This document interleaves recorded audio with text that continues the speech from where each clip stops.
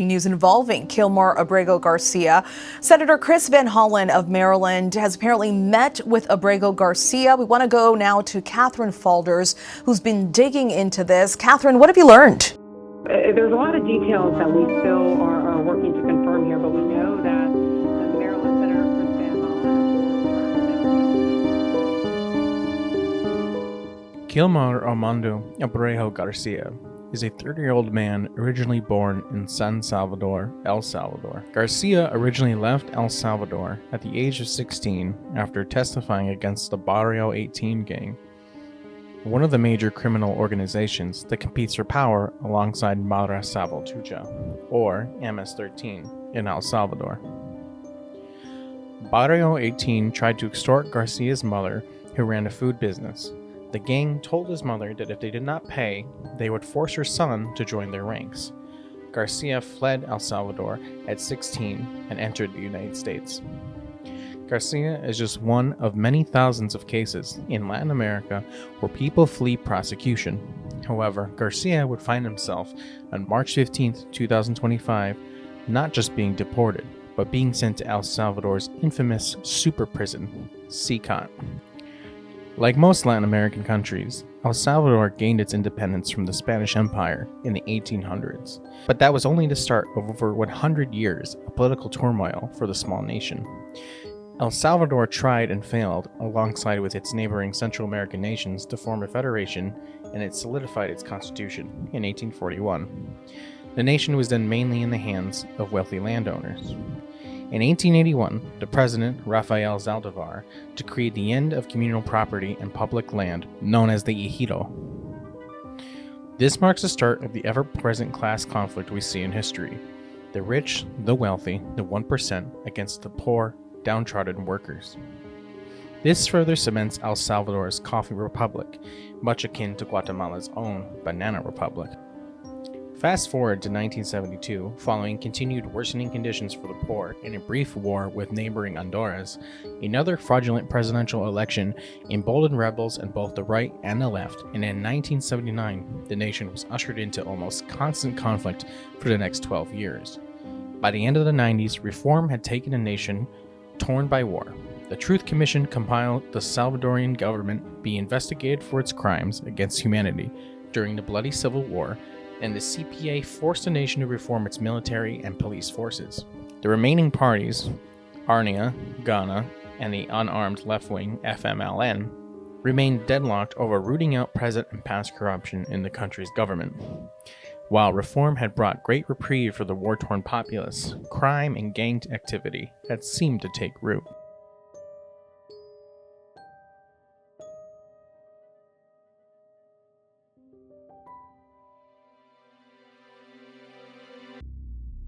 Madre Salvatrucha, otherwise known as MS-13, originated in Los Angeles and mainly comprised of Salvadorian immigrants fleeing the wars of the 1980s. The original goal of the gang was to protect its Salvadorian members from other rival gangs within Los Angeles. At the time, Salvadorians were denied asylum in the States, despite the United States military support for the Salvadorian government through funding and training of its death squads. As a result, fleeing from the war, many Salvadorians crossed into the state without documentation, and instead took refuge with their fellow countrymen. MS-13 began to become a proper criminal organization under the leadership of Ernesto Darras, who received military training from U.S. Green Berets. MS-13's newfound reach collates in a rivalry with Barrio 18, or the 18th Street Gang. The two gangs begin fighting in a bitter cycle, expanding territory and solidifying their international organization, including their massive presence in Latin America, especially in El Salvador. Due to the Chapultepec peace accords, El Salvador was compelled to reform its militarized police, but with the government still maintaining control of the nation, despite the Truth Commission revealing a litany of human rights abuses and crimes. Much of El Salvador's new police force was made of war criminals who had no issue looking the other way when the United States began to deport MS-13 affiliated members back to El Salvador. This further allowed MS-13 to take hold in the home country, further cycling the abuse faced by the Salvadorian poor. American Republicans have often used MS-13 as a centerpiece for anti-immigration laws and policies. Frequently, MS-13 and their crimes have been highlighted in the media to argue that the so-called opposition, the Democrats, are too soft on border control and immigration law. The FBI claims that over 10,000 MS-13 members are in the country. The existence and real crimes done by MS-13 have given Donald Trump the ability to falsify claims on the gang to embolden his disciples, going so far as to claim that the Department of Justice has liberated entire towns from gang control, or that children are being sent directly to the states by the criminal organizations. 2019, former businessman Nayib Bukele, son of entrepreneur Armando Catman, became the 81st president of El Salvador under the Ghana Party, with 53% of the vote. That same year, Nayib's government began to implement what they call the Territorial Control Plan, a 6 and possibly 7-phase plan to eliminate the country's gang problem. 12 municipals were selected to have up to 3,500 soldiers and 2,000 police officers stationed in the area where gangs would extort money from locals. Not only this, but 28 prisons in El Salvador were put on lockdown, with no visitors, no cell service around the facility, and inmates confined to their cells. Phase 2, Opportunity. Education and healthcare would be improved to provide alternatives for young Salvadorians to have better options for joining gangs. Part 3, Modernization. The military would be outfitted with new helmets, radios, night vision, helicopters, mounted vehicles, and drones. Nayib's government had asked the CABEI for a loan of $109 million, but the country's legislature had voted against this. Both the FMLN and ARNIA wanted more transparency and held doubts about the plan's effectiveness. It should also be pointed out that historically, the rearmament of security forces to stop crime has never resulted in less crime. On February 6, 2020, Nayib and 40 armed soldiers arrived at a mostly empty assembly, demanding that the loan be approved. In the wake of this stunt, Nayib stated, "It's clear who is in control of the situation, and we're going to put that decision in the hands of God," and prayed before leaving the assembly to address supporters. Many describe these actions as a self-coup, and the only independent legislator was quoted saying, "So they're going to make us vote with a rifle to our head. This isn't the way democracy works." Phase 4, Incursion. Security forces continue to enter cities and territories with a heavy gang presence. Bukele was quoted saying, "Everyone who's thinking about doing something should think about it several times before ending up in jail." Phase 5, Extraction. Known as extraction, security forces would surround large cities and extract the terrorists, adding 200 more police officers to an already 20,000 soldiers in the municipalities. At this point, Nayib's government claims to have arrested over 50,000 suspected gang members. This phase was also when Nayib's government ordered the construction of a prison that would become the Terrorism Confinement Center, CCOT, and by February 2023, Nayib posted on Twitter showing 2,000 prisoners being transferred to CCOT. Prisoners were shown fully shaven and mostly naked. Phase 6, Integration. In September 2023, on the 202nd anniversary of the nation breaking away from Spain, Bukele announced the National Department of Integration, a program supposedly designed to fund and foster vocational programs. The results of this program are unclear.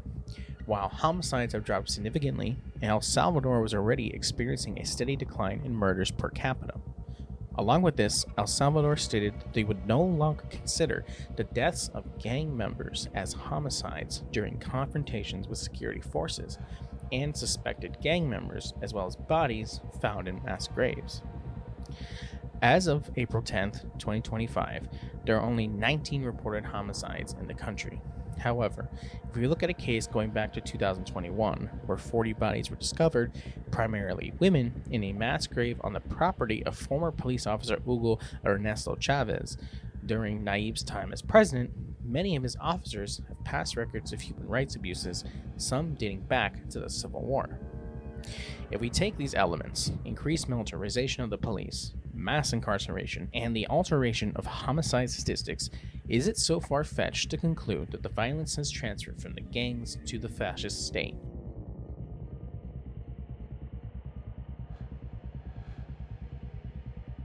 The facility takes up 57 acres of Toccolula in the San Vicente department.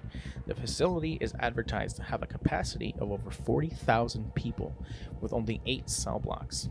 Each cell space offers only 6.5 feet of room for each person, as each cell is designed to house 156 inmates. Metal bunks with no sheets or mattresses are the only other place inside the floor the inmates can sleep on. 156 inmates must share 2 sinks and 2 toilets. Each cell keeps its lights on 24 hours a day, and CCTV are armed guards who watch the prisoners at all times. 19 guard towers dot the perimeter. The surrounding walls are 30 feet tall and 24 inches thick. Barbed wire and electric fences and gravel floors are all designed to make sure nobody has a chance to escape. 600 soldiers and 250 police officers staff the prison. It is unclear what the criteria are for someone to be incarcerated in CCOT. While some known gang members have received centuries-long prison sentences, many within the prison haven't been sentenced.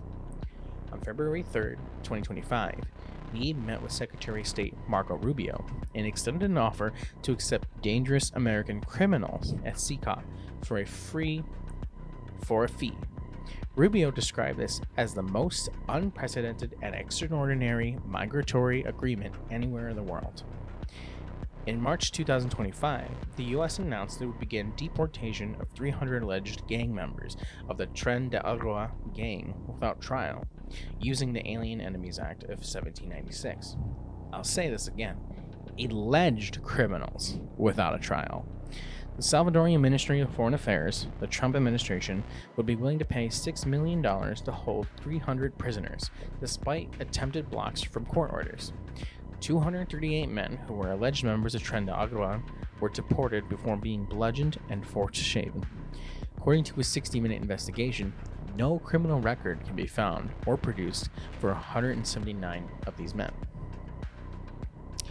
On March 26, 2025, Kristi Noem, the Secretary of Homeland Security, visited CCOT and threatened illegal immigrants within the United States with deportation to CCOT if they did not leave the country. This brings us back to Gilmar Armando Abrego Garcia. In March 2019, Garcia was arrested in the Home Depot parking lot while looking for work with several other men. Garcia was handed over to ICE, where the U.S. government claimed that Garcia was a member of MS-13, but to this day, this has not been proven. Their claim to his membership of MS-13 was indicated by his hoodie, which depicted U.S. presidents with money covering their eyes, ears, and mouth, as well as bogus and unreliable information from a confidential informant, who claimed Garcia was a high-ranking member of the gang in New York, which Garcia had never lived. Following his marriage with Vasquez Sora and the birth of their son, Garcia applied for asylum, which was denied. However, his withholding of removal status was granted, which at the time prevented his deportation, and he was released from ICE custody. In March 2025, 6 years after being released from the ICE imprisonment, Garcia was on his way to pick up his son. ICE then stops his car and told Garcia that his immigration status had changed. ICE then called Garcia's wife and told her, "You have 10 minutes to pick up your son before he will be taken into CPS custody." Garcia was then taken away to a detention facility in Texas. Garcia was one of many among 3 plane loads sent to El Salvador to be imprisoned in CCOT. According to Bloomberg, 90% of these people have had no criminal record. On April 17, 2025, Senator Chris Van Hollen met with Gilmar, confirming that he was still alive. President Nayib posted the following on Twitter: "Now that he's been confirmed healthy, he gets the honor of staying in El Salvadorian custody." The Supreme Court also ruled 9-0 against the Trump administration, stating that it must release Gilmar from CCOT. And yet, at the time of this writing, no efforts have been made. Some exclusively online circles have debated what CCOT is: a mega prison, concentration camp, or death camp. But now I ask you to follow what we know to its logical conclusion. On March 20th, 2025, Human Rights Watch published a report titled "Declaration on Prison Conditions in El Salvador for the JGGV Trump Case." Here are some highlights. Individuals deported pursuant to the 1789 Alien Enemies Act have been sent to the Center for Terrorism Confinement in Toluca, El Salvador.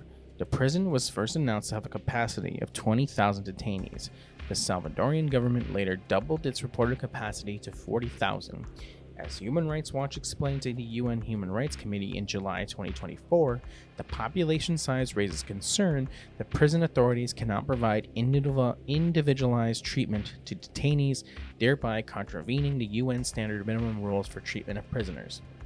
People held in CCOT, as well as in other prisons in El Salvador, are denied communication with their relatives and lawyers and only appear before courts in online hearings, often in groups of several hundred detainees at the same time. The Salvadorian government has described people held in CCOT as terrorists and said that they will never leave.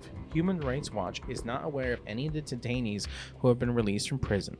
The government of El Salvador denies human rights groups access to the prison and has only allowed journalists and social media influencers to visit CCOT under highly controlled circumstances. In videos produced during these visits, Salvadorian authorities are seen saying that prisoners only leave the cell for 30 minutes a day, and some are held in solitary confinement, which are completely dark.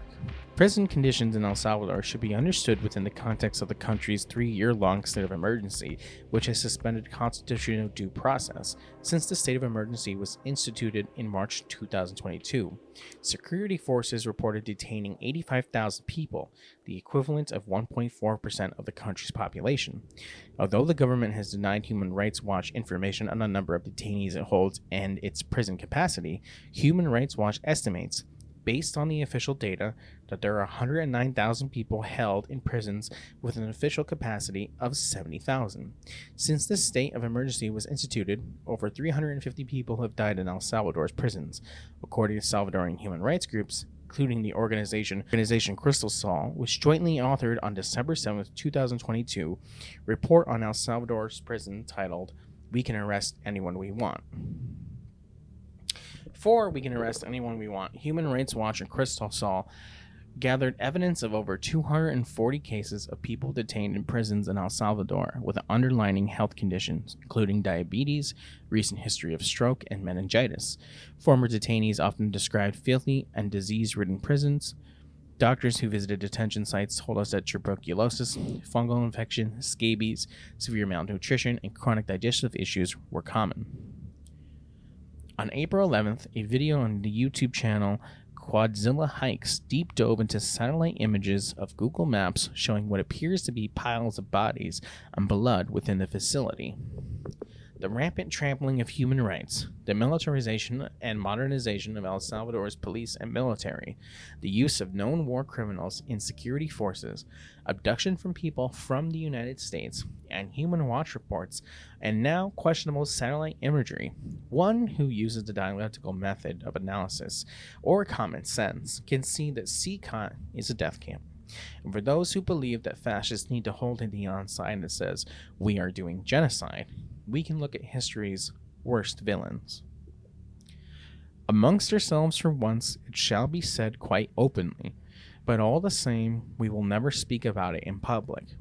Just as we did not hesitate on June 30th, 1934, to do our duty, we were ordered and to stand comrades who had erred against the wall and shoot them, and never spoke about it, and we never will speak about it. It was a matter of natural tact that was alive in us. Thank God that we never talked about it amongst ourselves, that we never discussed it. On April 14th, 2025, Eric Prince, the former CEO of Blackwater, is among several private military contractors or mercenaries willing to participate in the deportation of alleged criminals, circumventing legal loopholes by designating parts of El Salvadorian prisons as U.S. territory. Least we forget the Nisor Square massacre in 2007, where Blackwater tactical teams shot and killed 17 civilians and injured 24 in one of the most controversial days of an already illegal war. We need only to look briefly at the past and recall that Auschwitz were located in Poland and not in Germany to connect the dots.